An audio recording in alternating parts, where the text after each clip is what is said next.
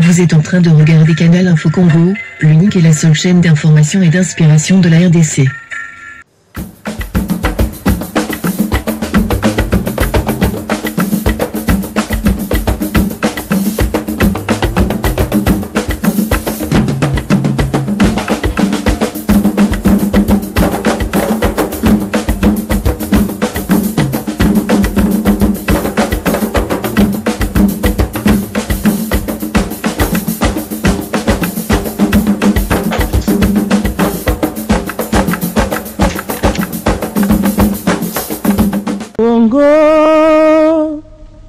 Kongo nde mboka ngo mokengeli koi, mboka ngo mokengeli léopard.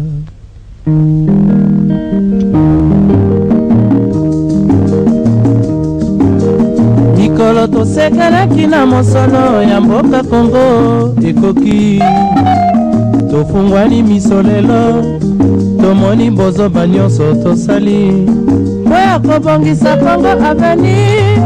Ebongi tosala moto nyonso ata mwana. Kongo ya mosolo mpembe ya nzoku, Kongo ya bwanya kasa ya mbila, Kongo ya makasi moto ya nkoi.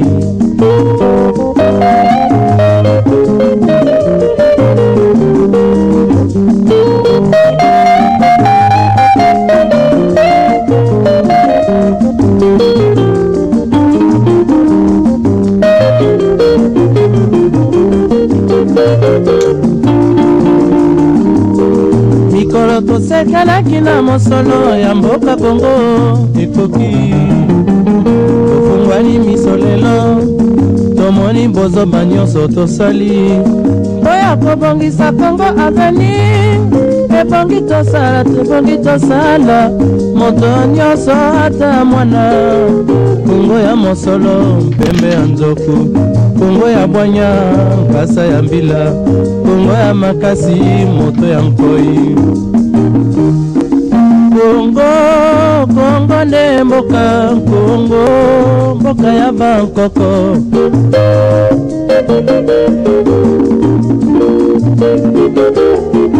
Kongo bokomona pamba tobi bokolula yango.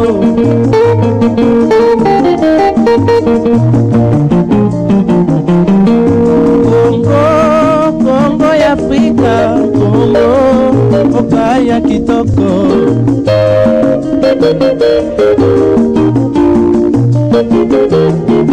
Kongo ya batu mayele, Kongo bakobikisa yo.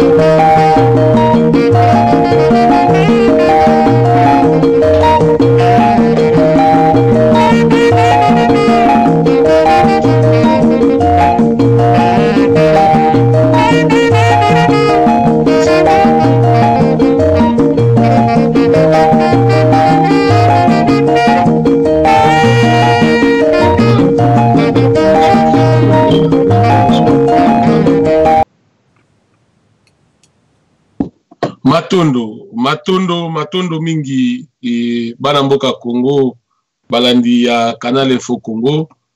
Topesi bino mbote de partout esika bozwami. Tozali bongo lundi le 10 septembre 2018 epai wapi Canal Info Congo yebaka ko produire mongongo ya Congo oyo ezali moko ya émission oyo ikambamaka na mpaka mobali pe na kulutu na ye le bureau de matière papa na biso Kapita Léonard Mulopo. Toye lisusu lelo topesa ba meilleur na biso na kati na itumba oyo ya Congo oyo sali bambula po bana Congo bayeba ko se retrouver na mabele ya Vuluzi Kimbangu. topesi mbote na de partout esika bakongole bazwami kuna na mboka na baprovince nyonso pe na capitale Kinshasa pe tobimi libanda wapi na mboka Afrique, na Europe, Amérique pe Asie, Océanie, partout bana mboka Congo bafandi topesi bino mbote. Toye lisusu lelo na mongongo ya Congo po toyeba kolobela Congo ndenge kaka ya biso kulutu papa na biso capitale onamulo pour le boulot matière alobela ka biso l'air nyonso ke histoire ya mboka na biso Congo biso moko il faut to koma yango pe biso moko il faut to loba yango yango lelo toye lisusu po to lobela Congo pe po to koma po na Congo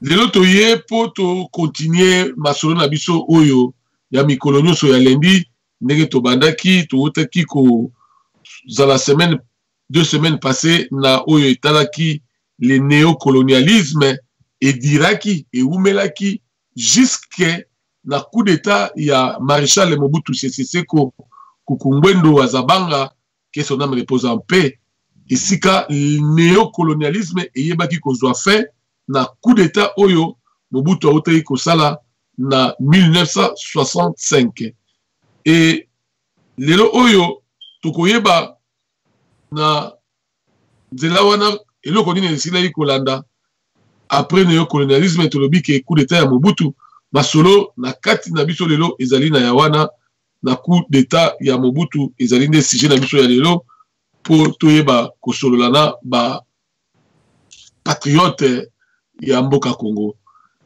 Napesi mbote na régie kuna epai ya misapi ya pembe le japonais Alain Muchipai oyo ya simbi bibende oyo vraiment azali ko bundela mboka na ye alobi non ngai na kozala na simarido pona ye ba kosala mosala na mboka na nga Congo losako esika azwami na libota mobiba pe mbote na papa na biso capitale ona molopo oyo azali rare ya bakulutu ya bapoliticien a souffrir na ba jeune na ba leki oyo balandi na sima na bana na bakoko pona kopesa mateya ya mboka na ye na bana kotikela héritage na bana na baleki na bakoko oyo tozali na yango na pokwa na lelo losako kuna kulutu na libota mobimba esika yo zwami peto pusani pona kopesa ye maloba na sujet na biso ya lelo le coup d'état de maréchal Mobutu Sese Seko Kukumbwendo wa Zabanga wapi eyebaki ko stopper néocolonialisme oyo ba mindele bazalaki nango ko faire souffrir biso na mboka na biso nakeye vraiment mbangu pona kanga maloba te kopesa wangai kulutu maloba apesa libota Congo mbote sika bazwami pe ayeba ko kotisa biso na masolo ya pokwa lelo bayeba kolanda biso bos abonné na canal Info Congo oyo akolinga ko kota po intervenir à ça la demande na ye na Skype ya canal Info Congo toujours nde okoyeba ko yambama pe okoyeba ko zala bienvenue na émission pe na mituna na yo pe na contribution na yo canal Info Congo ezali live ndenge tozali boye en direct ndenge ba français balobi live ba anglais balobi na YouTube pe na Facebook na WhatsApp na ba oyo nyonso surtout bazali kolanda biso tozala bino malamu pe kopesa bino mbote mingi papa na nga capitale ona monopo na pusani epa na yo po na pesa yo maloba na pokwa na lelo matondo mingi kulutu maloba eza pa na yo. Merci mpaka mobali mbote na bana Congo nyonso comme tango ezali mingi te nazo kokota directement na débat na biso. La fois dernière to parlaki ya installation ya néocolonialisme na Congo po na tango tozwaki dipanda babumi Lumumba po il était contre le néocolonialisme.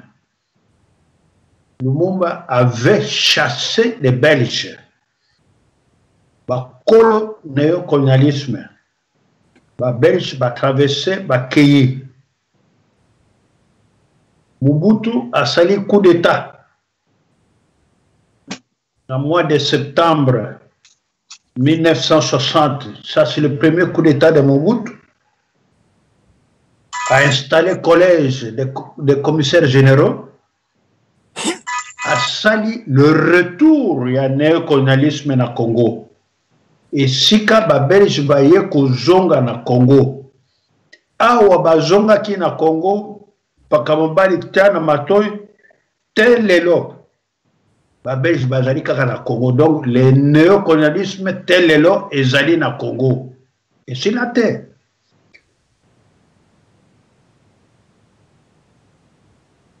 Néocolonialisme wana emene lutte ya makasi pour que ba éliminer ba nationaliste, ba progressiste nyonso ya Congo, ba pesi mot d'ordre ya kubuma bango nyonso, ba éliminer mingi ba kimi na étranger. Donc premier diaspora ya Congo e bandi wana, ba premier exilé ya Congo e bandi wana. Tango bango bakimi, ba oyo batikali bake kosala groupe na Kisangani, Chombe na Katanga na groupe na ye. Le Congo est comme divisé. Moyen ya ko diriger Congo na Kinshasa ezali te. Alors basali tout, ba convoquer conclave de l'Ovanium pour que ba parlementaire wana ya Kisangani, ya Katanga na Kinshasa basangana, bazongana ndenge ezalaki na 60. Baye na conclave, ba nationaliste bakanisaki bango bato baganyaki l'élection, donc bango bato bako diriger, mais ba dribbler bango au lieu ba nationaliste bazwa pouvoir na conclave ya Levanium, ba nommé Abdoula Siré premier ministre. Abdoula est parmi ba oyo ba polaki na élection ya 60. Donc ba kamati ba oyo ba polaki na élection, ba zongisi bango na pouvoir, ba oyo ba gagnaki ba élection éliminé. Donc démocratie à l'envers. Na tango ba nationaliste ba monique ba voler démocratie na bango, ba nationaliste ba progressiste ba koti na zamba bazui manduki pour défendre la démocratie. Oyo ba belge na ba élève na bango ba bengi yango rébellion. Mais biso na langage révolutionnaire to bengi révolution et bandi na Congo.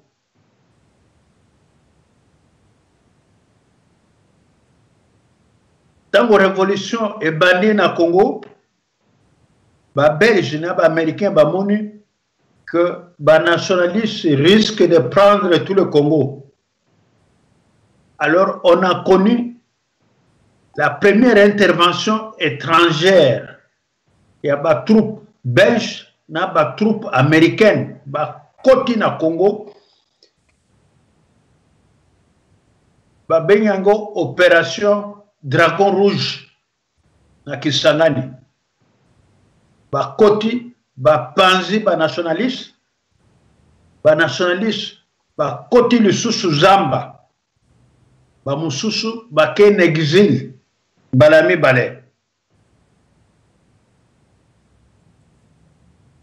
Donc na Congo ba nationaliste ba kimi ba oyo batikala ki na Congo, c'est-à-dire ba oyo ba perda ki ba élection na 60, ba organiser ba élection le kola ya lelo, ba organiser ba élection na 1964 sans ba nationaliste, sans ba progressiste, ba sali ba élection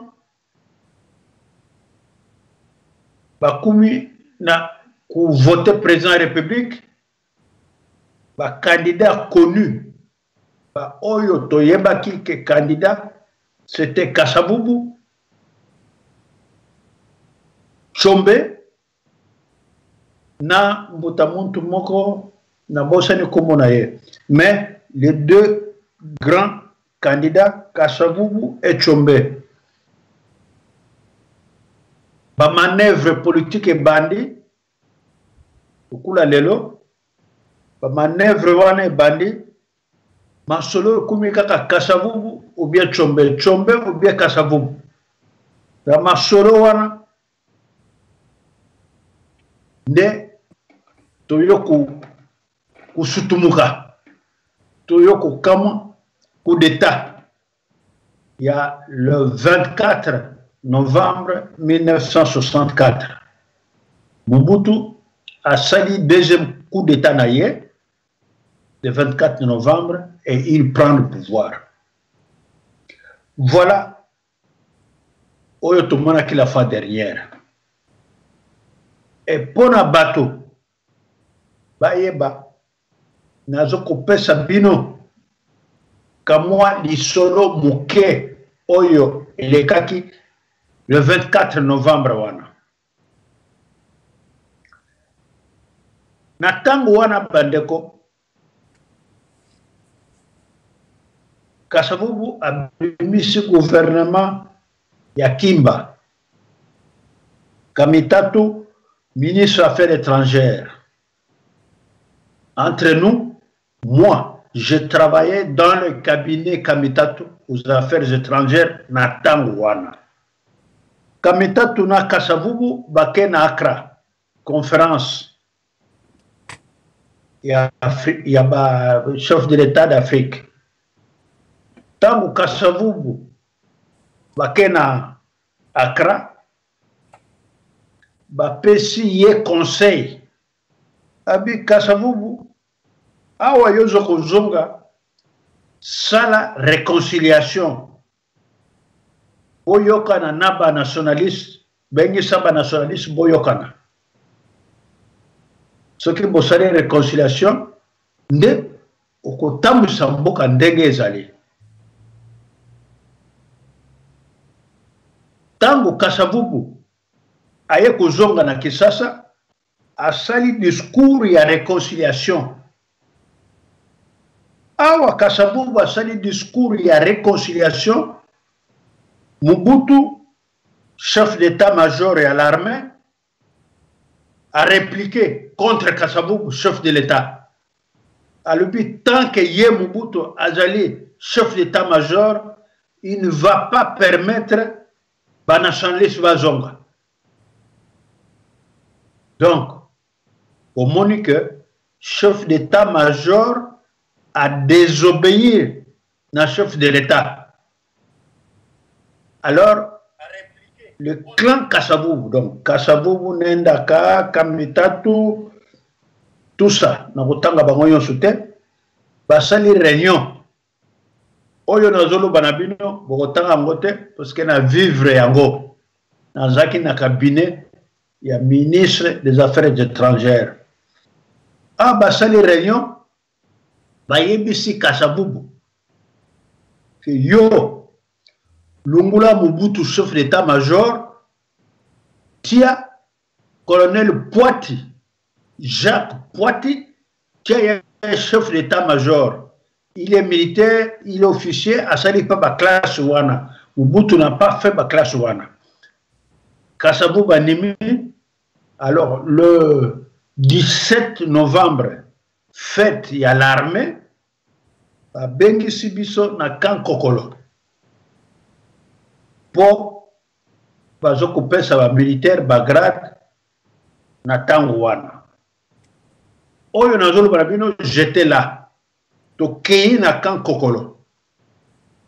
Et biso nyonso zoko zila. Kassavubu azoko longola Mobutu, azoko nommé Jacques Poiti chef d'état-major. To fandi to landi discours ya Mobutu bandeko. Non, tu l'as dit discours à Kassavubu, toka mwe, Kasavubu azokoloba pas koloba asali discours abakisi Mobutu bagrade jour wana akumisi lieutenant général biso nyonso na tribune tozalaki kokamwa eleki ya kokamwa tobi muntu oyo tolobaki na ye alongola Mobutu abakisi ye bagrade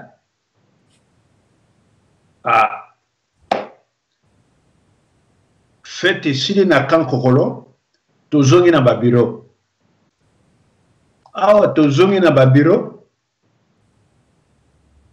Kamitatu ayebisi biso la situation ya mbuka ezali bien te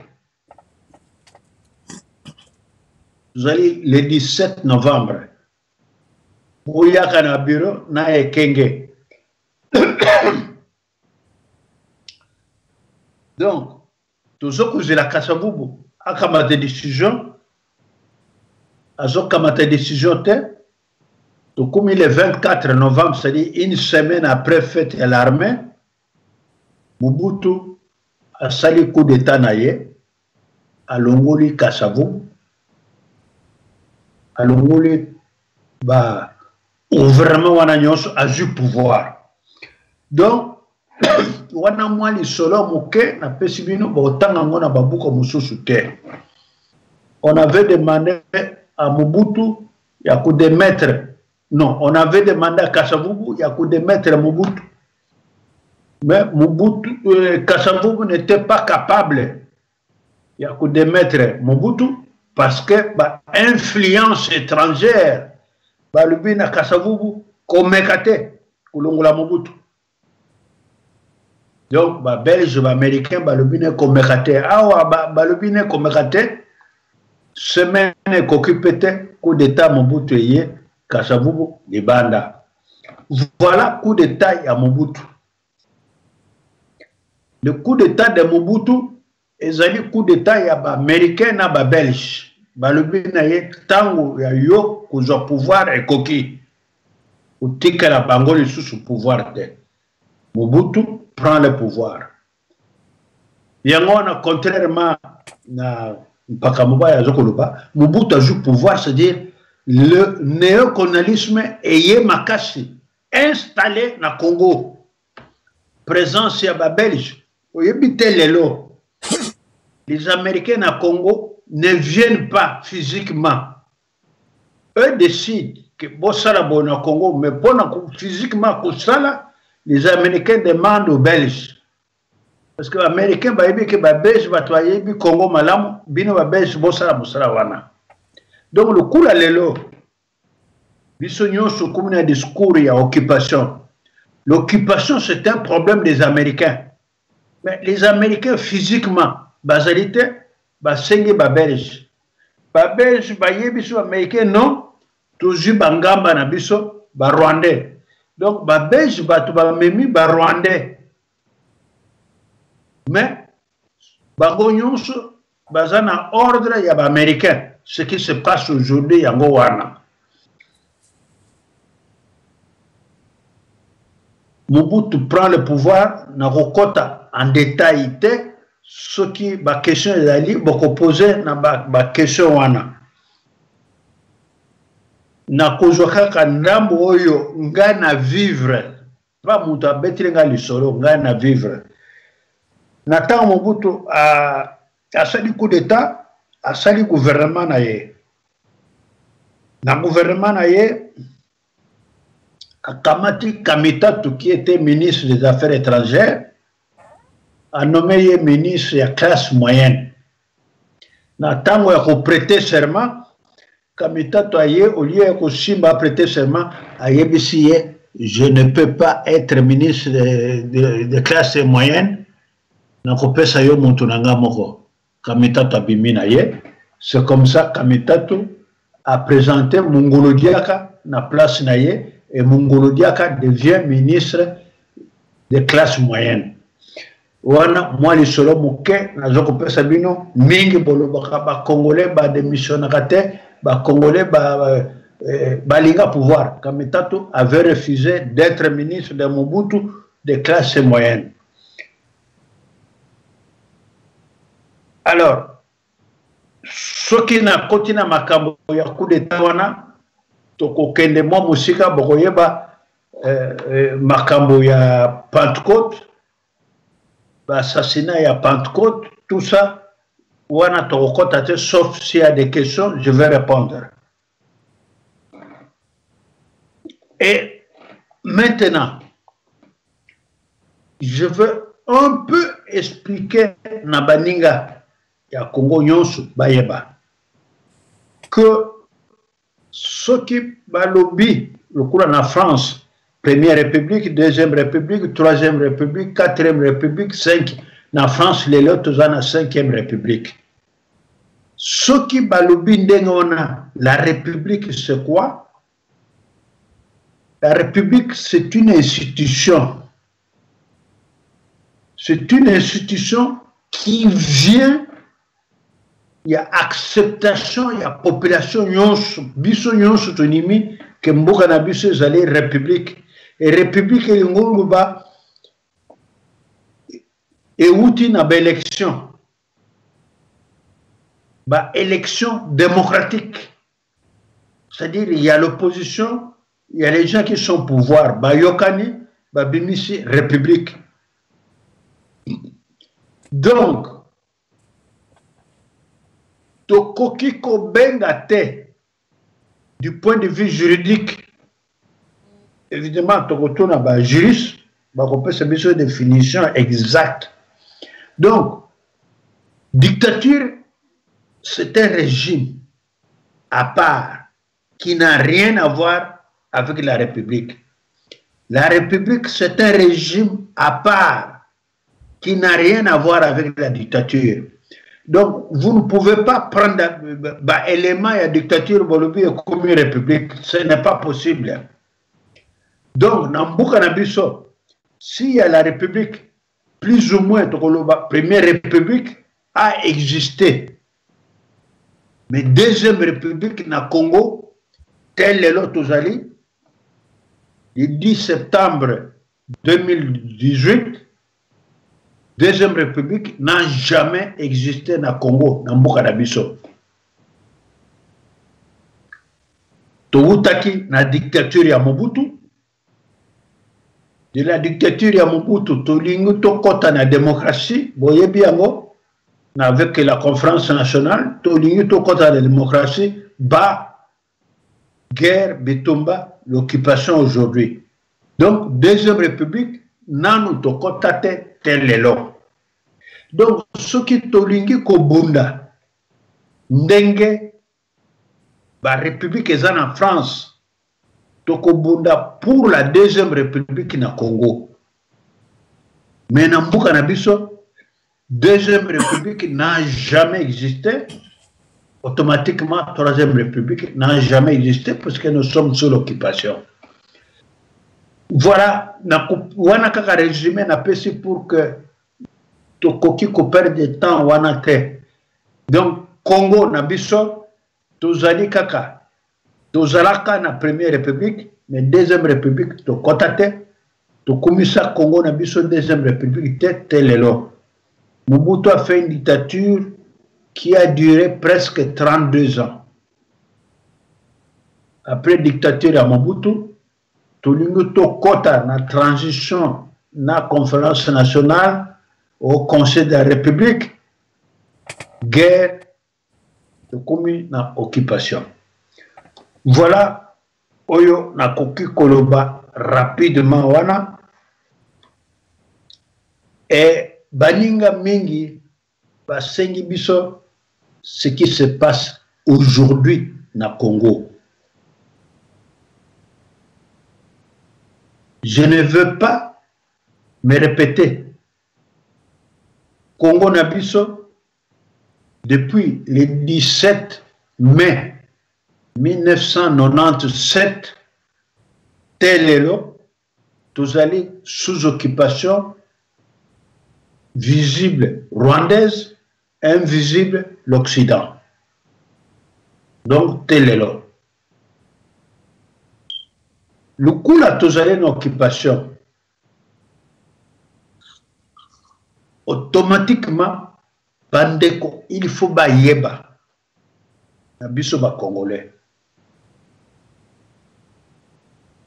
mbuka na biso esi ekufi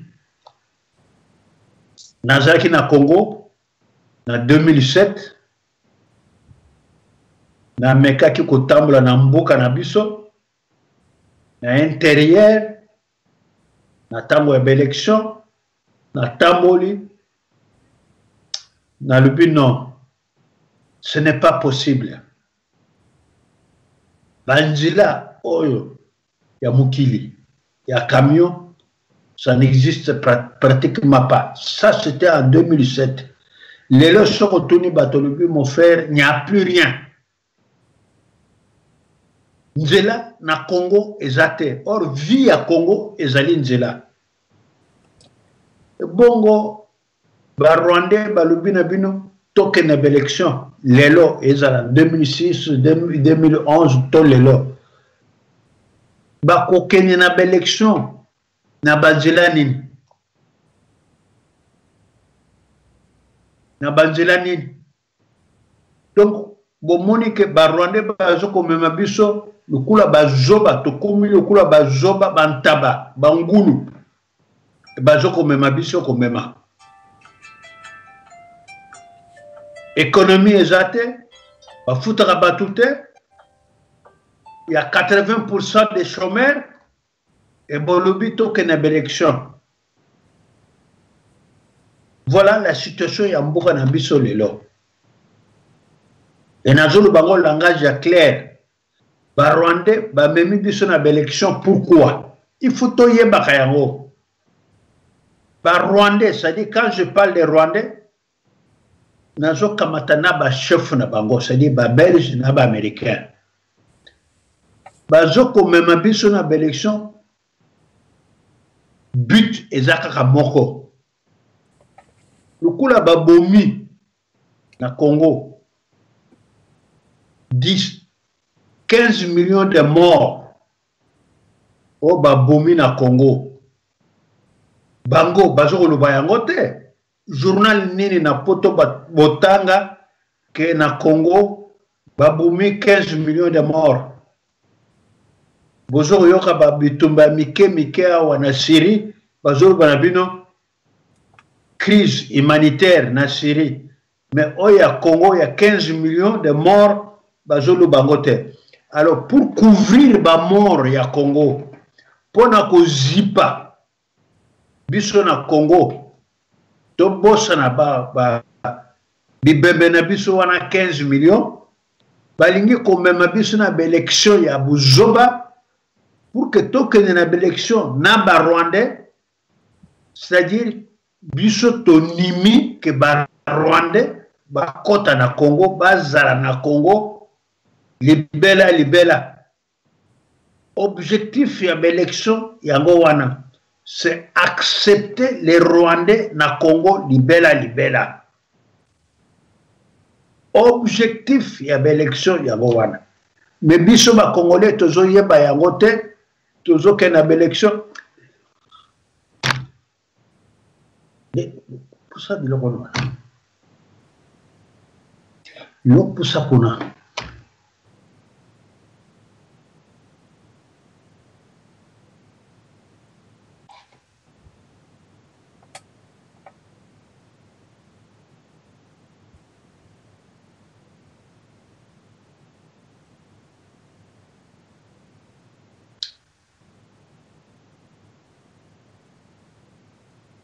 donc la situation en mboka na biso oyo ba occupant bazoko mema biso na élection lokola bangulu objectif ezali moko pour que ba Rwandais bazala accepter na Congo comme ba Congolais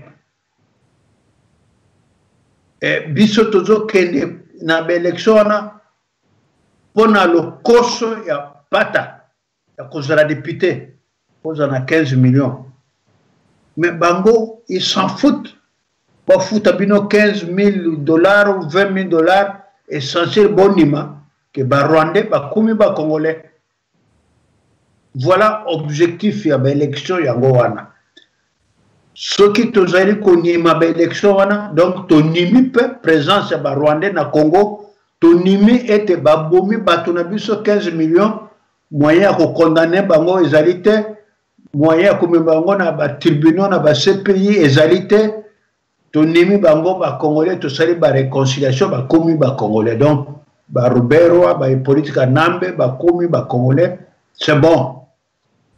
Voilà objectif au bateau basenga qui actualité. Yangona na lobaki, je ne veux pas discuter makambo ya élection na Congo parce que batouana bazo kamata biso ba Congolais lokula bangulu, lokula bazoba.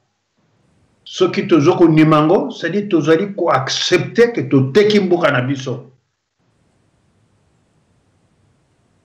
Et puis nous moko bozo komona muntu mandat esila ye mutazo kopona yo tikala yo invalidé yo tikala yo invalidé muntu azali mopaya bino ba Congolais bonimi ye mopaya abimisa bino dauphin et bino bozo beta maboko que Hippolyte Kanambe azoko kende apesi dauphin na ye mais dauphin na ye wana je ne sais pas comment ça s'appelle Shadari Azanani Shadar Azaki na IDPS avec Misiki, ce sont des Rwandais. Ce sont des Rwandais. Les lots, au commissaire Shadari, dauphin, il y a Hippolyte Kanambe. Donc, un Rwandais qui va remplacer un Rwandais dans le Congo. Donc, nous trouvons ça normal. Et c'est comme ça. Biso ba Congolais to komi presque le kula ba zoba et yango wana na buzoba wana na lobi yango lisusu na diaspora batu nyonso ba komi tozali ba résistants. D'accord, vous êtes des résistants, vous allez co-résister contre qui? Et si kanini vous allez co-résister? Parce que comme il y a résistance, et bandi penza dans la situation moderne avec la Deuxième Guerre mondiale. La France a résisté contre les Allemands. La Belgique a résisté contre les Allemands. La Pologne a résisté contre les Allemands. L'Autriche a résisté contre les Allemands. La Finlande a résisté contre les Allemands. La Suède a résisté contre les Allemands. L'Italie. Maintenant, total anabiso ba Congolais, total anamiso. Tous allez résister contre Banane. Et tous allez wapi. Depuis le temps que je suis en exil, nam to monaki, to yokaki pe sango kaka ya libanga moko. Il y a un garçon à Belgique, à Kenegissasa, soi-disant, il y a des Tongulu, à Betra Libanga. Mais à part Libanga, il y a Tongulu. Libanga, il y a des résistants à Beta. Alors pourquoi Congo il y a résistance Bazoro Sakaranango Boyo? Mais Batu Bazoro Serabiso? N'empêche, c'est bien exemple moko parce que son appelle par exemple mindele ezoko tabina malamu te na tango biso tozaki na exil na bane 80 bitumba e bandi na Kolwezi ba Congolais na Kolwezi ba Congolais bazaki na Angola FNLC ba Tigre ba koti na Kolwezi bandeko ba oyo ba kitaki te na Angola ba kumi ba porte parole ya ba Tigre c'était ba exilé au bazaki na Belgique ba Jean-Baptiste Moulemba ba Minampala ba Maître Lwangi ba Jean Chombe bango batu ba kitaki. Voilà la résistance, c'est-à-dire batu bazo participer na bitumba na terrain. Mais résistance, il y a poto tozali lelo. Bota la gauche, droite. Nani azana terrain. Nani ameki ko boaka libanga lokola tungula boaka ki libanga. Donc, kumbu wana to tika yango, parce que tozali ko pesa yango valeur te na libanda. La résistance, c'est l'ingoluba action. Ezali esprit te. Ezali action, bitumba. Et bitumba, il y a résistance, ezali bitumba total. Tous azimuts. Résistance, ezali bitumba classique te. Ezali total, bitumba total. Mais, na diaspora, résistance kaka monoko, kaka ba discours, tozoko sala, ça ne produit pas d'effet. Mais na terrain, na Kisasa, pas Kisasa, j'ai dit na Congo, batu bazo bunda contre ba occupant, les Maïmaï, bazo bunda contre ba occupant.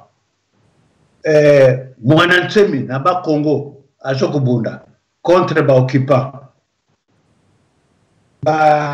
Kamwina Sampu.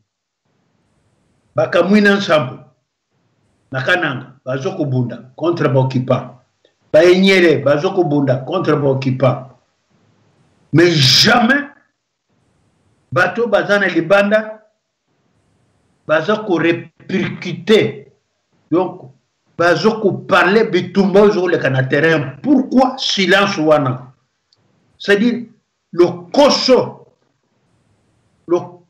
na ya mbongo, le koso na ya bitumba. Bato ya diaspora balingi te kusala propagande na baoyo bazobunda na terrain, balingi baloba bango, mais bango na terrain bazate. Donc résistance, ce qu'on olingi koloba kombo ya résistance na libanda. Na libanda, résistance ezalaka porte-parole. C'est-à-dire, bozali kuyebisa na extérieur ndenge bitumba ezoleka na terrain. Mais ezali te bofani na bandako, bozali kolia ba spaghetti, bolobi tozali ba résistant. C'est une injure na résistance. C'est une injure na résistance. Yangona na journal na biso otobimisaka. Atan Kale, Tolobateke Atan Kale, c'est un journal de la diaspora. Tolongolo kumbo ya diaspora poza soli. Tolobi Atan Kale est produit par des expatriés congolais. Toyoki soni babenga biso diaspora. Comme la diaspora, vous kamati Justine Kasavubu, vous êtes président de la diaspora. Abu Dhabi. Est-ce que vous avez bien? Est-ce que pour nous nommer Moutou, pour désigner Moutou, pour voter Moutou, il faut voyer Yango. C'est ça. Les choses ne marchent pas dans le Congo, c'est à cause de ça. Justine Kasavubu azaki na IDPS. Justine Kasavubu azaki ministre, il y a fonction publique, il y a Laurent Désiré Kabila. Botunaki, pourquoi Laurent Désiré Kabila, Longola qui est vraiment le mot qui convient. Pourquoi Laurent Kabila, Longola qui est Anoma qui est ministre résident en Belgique. Pourquoi Balongola qui est Kuna? Pour l'incapacité. Nakanisi na bana Kasavubu nyonso ezali ye atangate. Et bon, on a diaspora, on a ba docteur en droit, on a ba docteur en sociologie, ba docteur en politique. Beaucoup kamata muntu kaka pona kombo ya tata na ye. Mais c'est une injure pour nous tous. Bana Kasavubu, oyo qui valent la peine, le coup Adolphe Kasavubu. Oui. Comme Kulutu na bango ya Mwasipe, Azali na Mayombe. atanga azokoloba pe ozomona ye. Mais Justine Bandeko, la première fois qu'elle a été engagée dans Azokoloba, Soka Azali pe aya tout ça débat. Justine Kasamouba a été engagée dans l'ONU, dans Genève. Elle travaillait dans l'ONU, dans Genève. Vous naye. À Salaki combien de mois? 3 mois, Balongoli, révoqué pour incapacité. Ce qui Balongoli est pour incapacité là-bas. Laurent Désiré Kabila Longoli est ministre de la fonction publique pour incapacité. Ministre résident en Belgique pour incapacité. Bongo Bino diaspora, Bokamati, Botiye, président diaspora. Donc, na président Abissonyonso, c'est une injure pour la deuxième fois dans le Biago. Ce n'est pas normal. Ba désignaka, ou bien ba votaka muto. Il faut qu'il y ait des liboso, dans le bac la fois dernière, fiche na ye. Autrement dit, courir comme vite na ye. Boyebi yete, kaka pona kombo mwana kasavubu, bo vote ye. Donc, jour mwana chombe peko ya, bo vote ye. Jour mwana ya kimba peko ya, bo vote ye. Kombo mwana ya je sais pas quoi. Alors, wana, ils allaient ba complexe moko ya buzoba. To changer bizaleli na biso.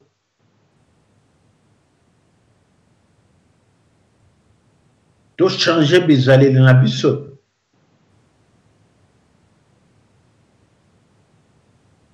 Voilà ce que je voulais vous dire.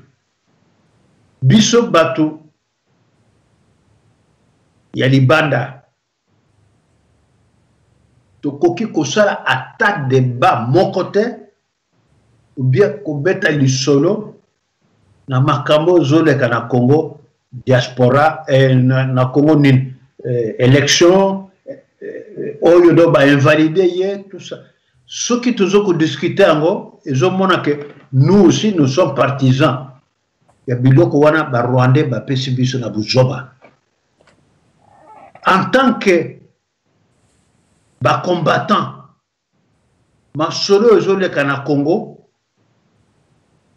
lukula ba radio ezali, ba télévision ya libanda ezali. Na journée moko ba pesi information kaka moko. Bolobi information na oyo ezeleka na Congo. Bo pesi information générale. Boleki bobandi makambo ya diaspora, makambo ya lutte ya libanda ou lutte ezokubonga na kati ya Congo. Parce que plus peno lelo bolobi ke ba maimai ba jumboka Ovira. Ce que bolobi yango bo pazi yango na monde entier. Les Américains vont se demander, les Belges vont se demander. Mais bitumozo le kanakati ya terrain bozo lu bangote bokumi na masolo ya monto donc invalidé. Pourquoi? Mais monto boti monto azoko invalidé batukuna nani? C'est Hippolyte Kanambe. Azali nani? Mopaya. Et Azali ko invalidé pour laisser Bandekonaye ba Rwandais ba za place. Sadara za place atikala yemoko. Congolais azo yeba yangote. Et yo Congolais au continent d'élection, d'abord les 100 000 $ que nous payons, yé Hippolyte Moutapé Sibino. Yé Moutapé Sibino.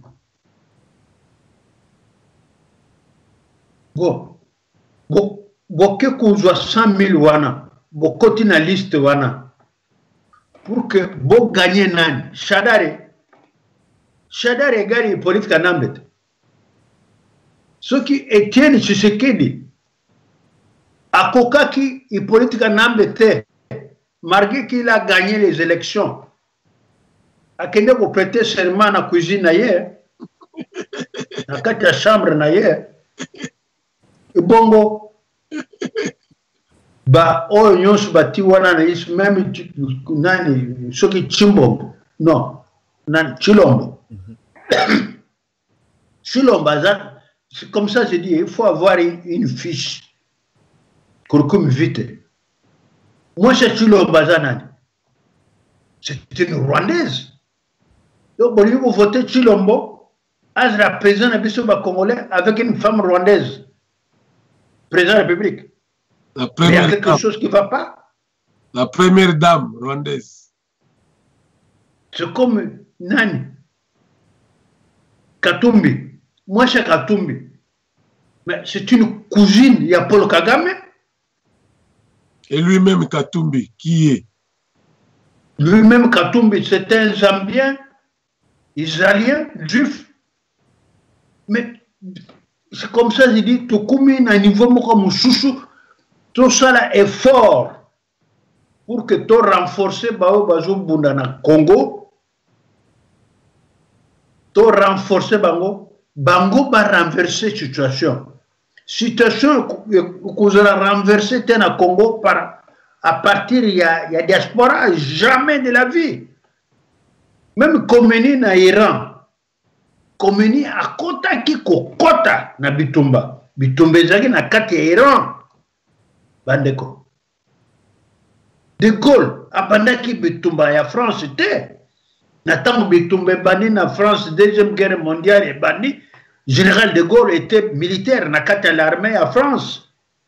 Tango ba niki bango, yango na ki pour rejoindre la résistance française na Londres. A créé en côté. Il a rejoint la résistance. Et de Gaulle, pour qu'elle soit acceptée par les autres, surtout par les communistes et les socialistes, il a fallu 2 ans.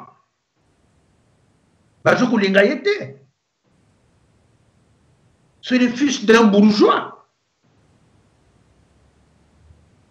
Alors c'est comme ça, je dis, Bandeko, tu changer Ndenge Kobunda, tu changer solo, ce qu'on y a un poto, au Bandeko, il y a des spaghetti, des frites, ce que le bino, kende na Congo, à Eza et Tumba.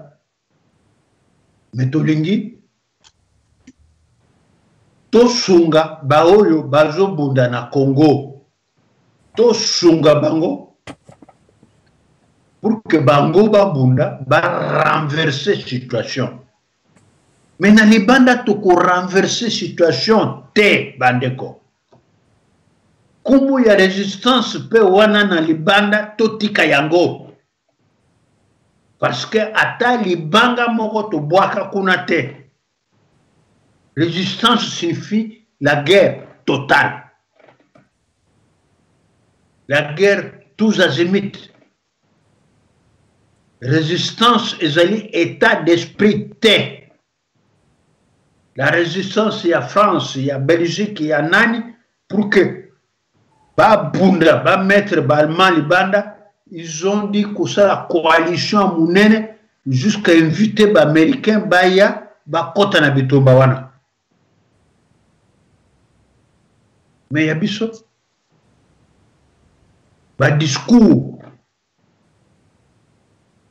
to sali yango mingi ba discours wana to changer to kota na terrain to lubite physiquement bokota mais to sunga ba oyo bazobunda na terrain. Tala biloko bana ya Kamwina Nsampu basalaki. Bazana minduki te. Bazana uniforme te, c'était les enfants de 12 à 22 ans. Koyemba ya pamba. Basili koyemba, je dis bien. Koyemba ya pamba, basili bataillon mobimba ya ba indonésien. Koyemba ya pamba. Bongo soko bo pesa ki bango mandoki. Mais bakimi. Donc to tika ba discours to kota na Bitumba ya solo. Ba ide na biso ezali oyo zoko salama na terrain. Les Maïma ils luttent. Les Maïma ignorent Bitumba ya Kamwina Nsampu. Les Kamwina Nsampu ignorent Bitumba ya Mulele Mai na Bandundu. Les Mulele Mai ignore bitumba bamakesa ya Mwandansemi bitumba zokoleka na Équateur na benyele, on ignore ça. Ce que nous voulons maintenant, pour ça la coordination. Tout le but est que tout ça la commandement unique, non. Batuna commandement na bango babunda, le temps viendra où bakosangana. Lelo, ce que le na congolais to sangana. Première chose congolais koluba, nani chef, biso toza wapi.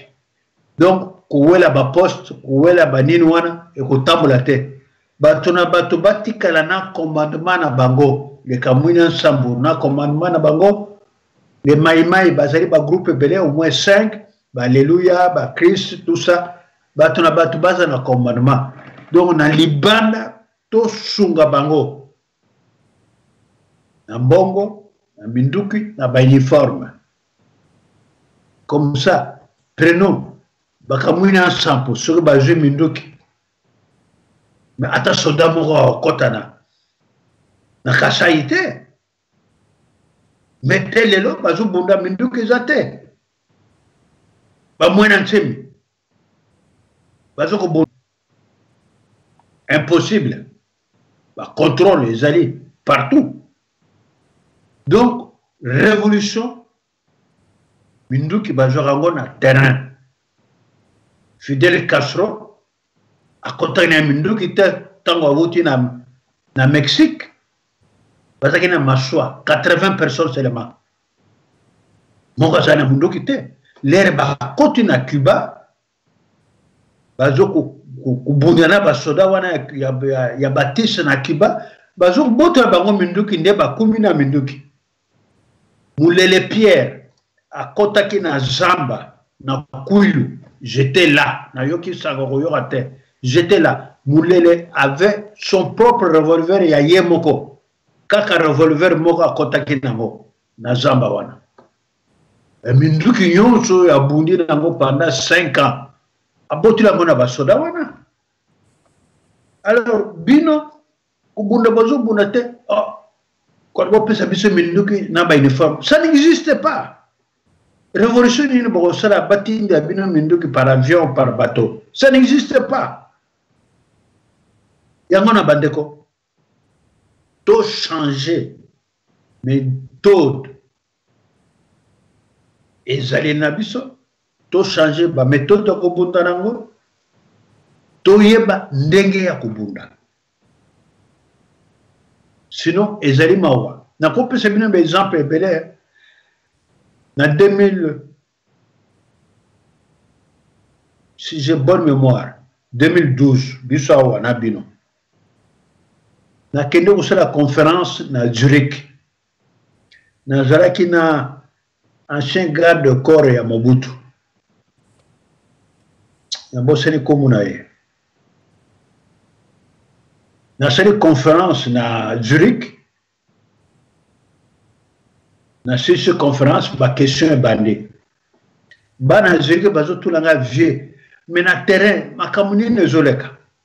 Tuzalaki samedi, botuna bato Zurich. Ngana lubi nango, boluka bitumba terrain te, boluka ndengini to ede bato ya terrain.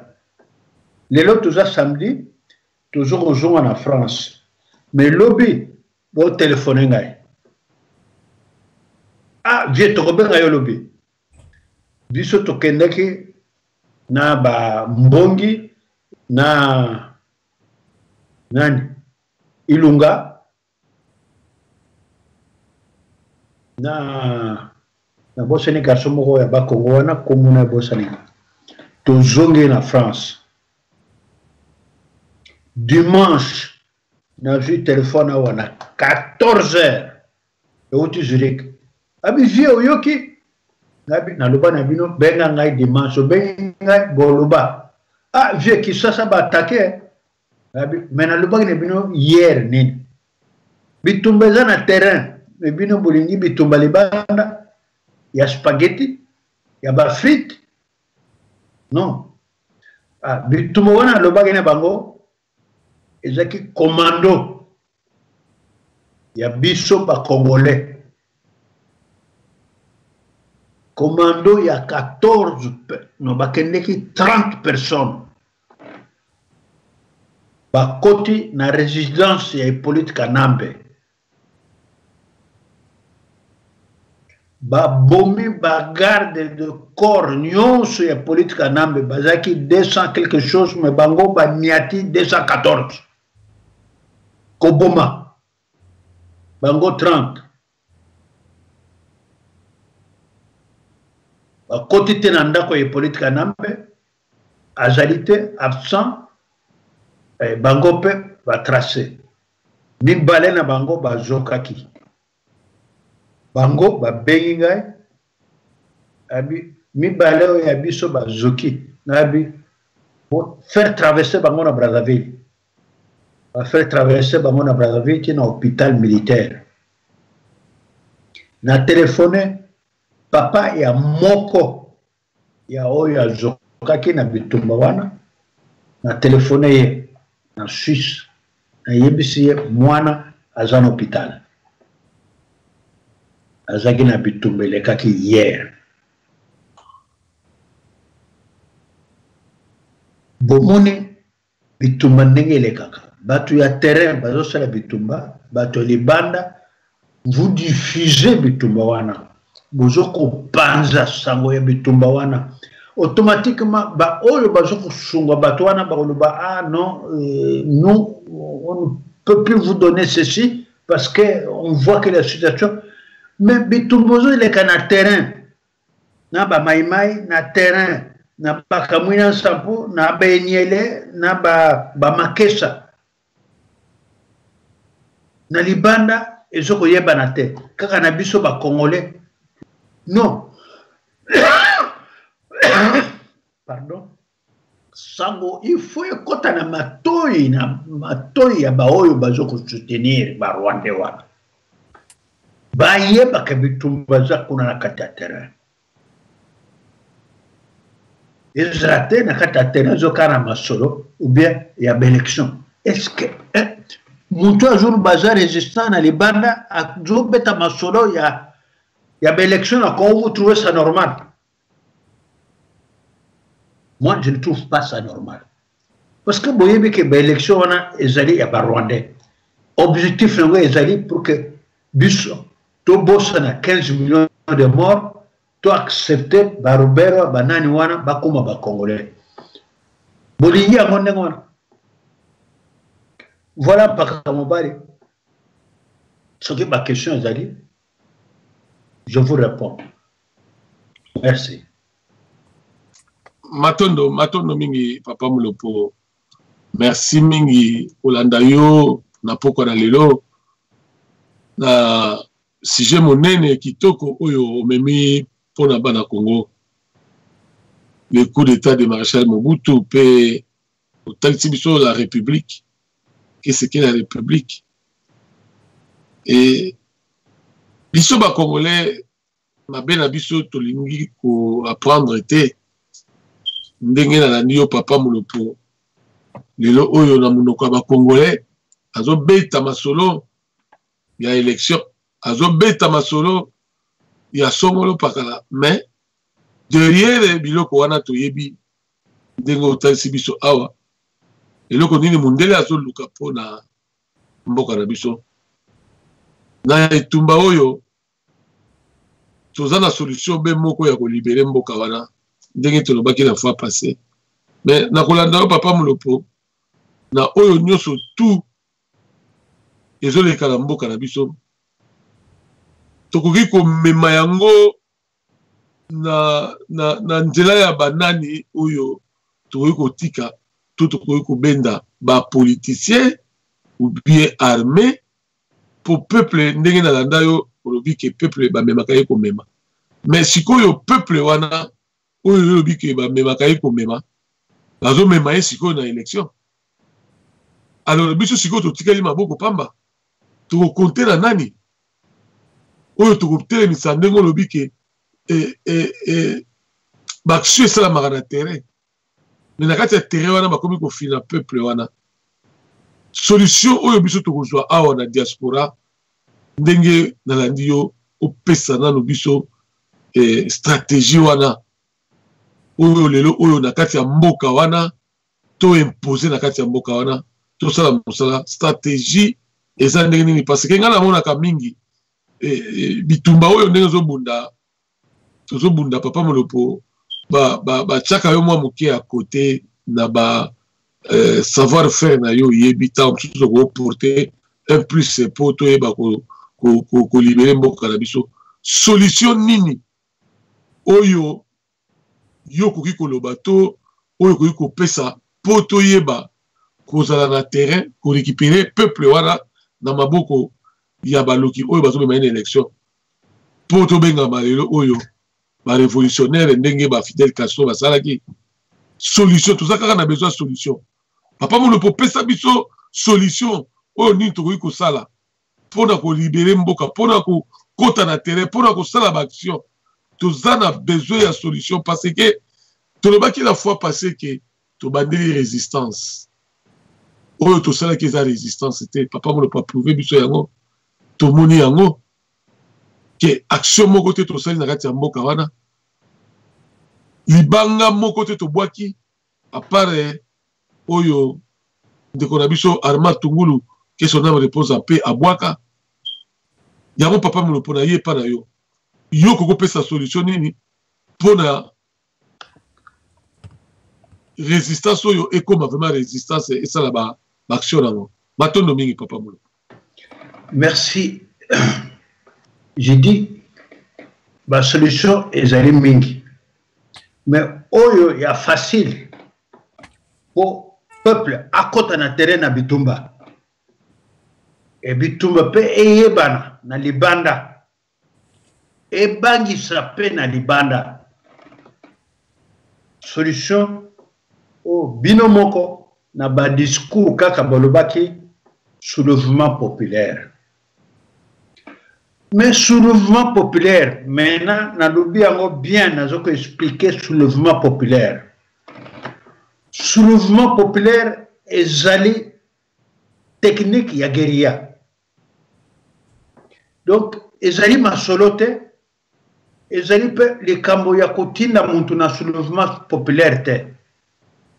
Est allé technique ya guerre de guérilla. Guerre na katia ville. C'est ça la guerre de guérilla. Et na katia ville, na soulèvement populaire, toko sarango maboko pamba te. Parce que ils ont une guerre. Même bolobi marche pacifique et ceux qui sont chrétiens, ba kenina ba chapelet wa tomona ki bango. Mais nangambo, ba yaki na masasi, ba betaki, ba toba. Donc ils ont guerre. Ils ont ma sanoté. Ndenge na lubaki awa résistance ils la guerre totale. Tu as une résistance à côté, tu as soulèvement populaire. Pour que ça, soulèvement populaire, le but est que tu soulèvement populaire. Pour que ça, soulèvement populaire, première chose, il faut bosser l'avant-garde. Batu oyo, bako mema, biso na soulèvement populaire.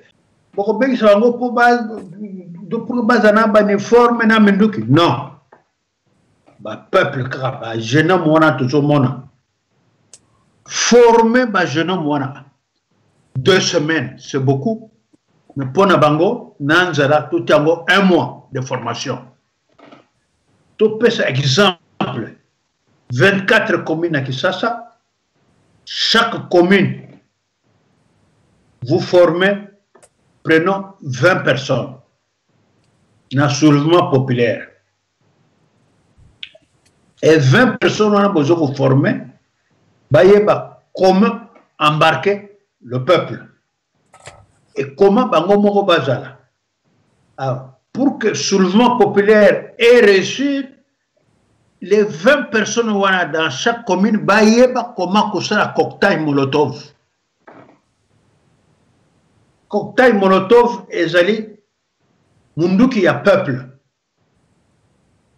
mulangi ezala coca ezala mulangi ya skol ezala mulangi ya primus mulangi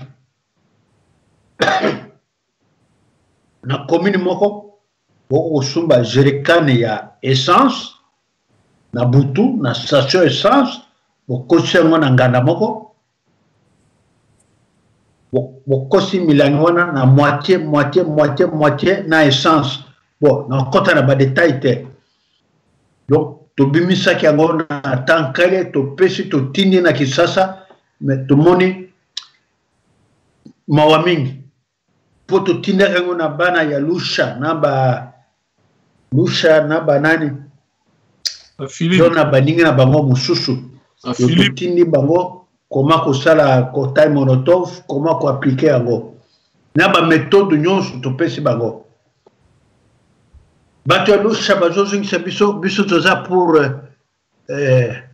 la marche pacifique tozali mpona biloko wana te bon bokende marche pacifique bake marche pacifique babeti bango masasi donc bazoba banani biso to bango bato babeti masasi awa na poto tomoni ka ba simple grève awa grève ya pamba même grève tomonaki na France tomoni soki conseiller ya Macron banalia hein akangi bapeti wana pourquoi bakanga bapeti wana babwakaki ba cocktail molotov mais balingo le bango te na France donc il faut dans chaque commune les 20 personnes on a choisi puis basali ba cocktail molotov na bango prenons casier à bascol moitié essence ça fait combien de bouteilles 12 okuna 12 sur 20 personnes multiplié par 12 casier et à cocktail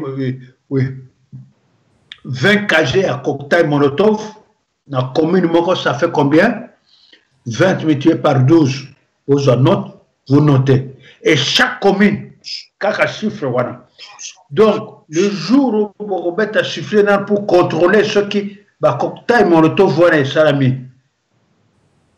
maintenant vous fixez les jours il y a soulèvement populaire et quand vous fixez les jours vous fixez aussi les buts soulèvement populaire les alités auquel vous criez et puis besoin beaucoup mais la bière na côté non ceux qui vont le but soulèvement populaire vous préparez ba cocktail molotov voilà au petit direction au kende bozo kende na soulèvement populaire ba kende na objectif na pèse exemple na Congo le pouvoir les awapi pouvoir d'occupation bureau na bango les awapi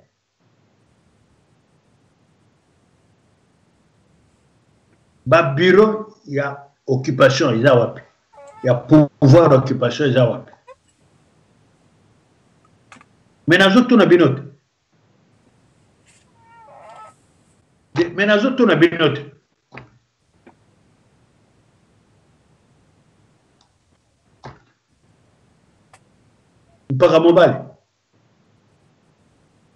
mpaka mobali oui mokulutu mais nazo tuna te ba bureau ya pouvoir d'occupation na Kisasa eza wapi ezali na Gombe ezali partout bureau ya pouvoir ezali na palais de la nation voilà donc biso nyonso yebi que le pouvoir bureau na bango eza na palais de la nation soki bolobi soulèvement populaire bozwi peuple na bato ambisa côté mais marche bozosala but fixé ce palais de la nation toyokani et na palais de la nation wana bozokende bato oyo baza na cocktail molotov soit bazali na bakazaka non soit na bamanto milangi eza na kati ya manto basoldat wana bakotinda bango boya bokende po bakende wapi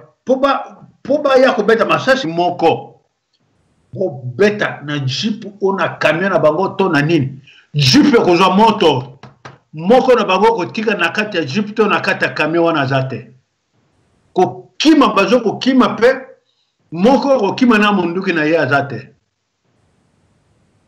toyibi polisi ya Congo ndenge akimaka munduki bakotika wana me na ntango bino bozo kokende minduki wana bokamati boyebi kobeta ngo non na kati na biso na nsima boyo bayebi kobeta bazali parce que mirumba bamirumba baza na vacances to na nini na congé mpe balongolaki bango baza na biso parce que eza soulèvement populaire tobengi soulèvement populaire donc peuple nyonso azala na biso na bango basoda baza na biso donc munduki bokobotola bozongisi na nsima mpo bato kobeta baza na nsima biso ya liboso toza kaka na cocktail